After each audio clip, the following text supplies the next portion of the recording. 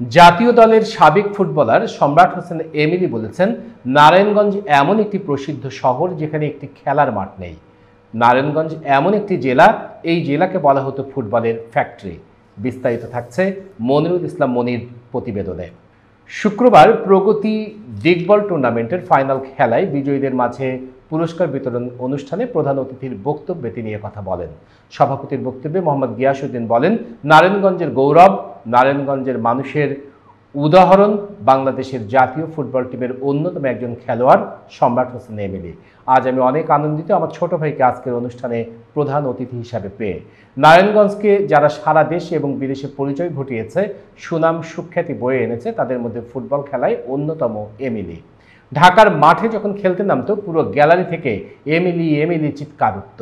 আরও বেশি আনন্দিত যে এমিলি নারায়ণগঞ্জের কৃতি সন্তান, আজকের অনুষ্ঠানের প্রধান অতিথি।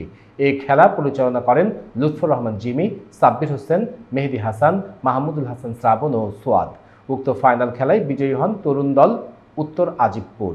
গিয়াসউদ্দিন ইসলামিক মডেল কলেজের প্রতিষ্ঠাতা অধ্যক্ষ মোহাম্মদ গিয়াসউদ্দিনের সভাপতিত্বে উক্ত অনুষ্ঠানে বিশেষ অতিথি হিসেবে উপস্থিত ছিলেন সিদ্ধিরগঞ্জ থানা বিএনপি সভাপতি মাজিদুল ইসলাম, Siddhirganj Rebati Mohan pilot school and কলেজের ভারপ্রাপ্ত অধ্যক্ষ অনুপ কুমার দাস, গিয়াসউদ্দিন ইসলামিক মডেল কলেজের উপাধ্যক্ষ মীর মোহাম্মদ মোসাদ্দেক প্রমুখ।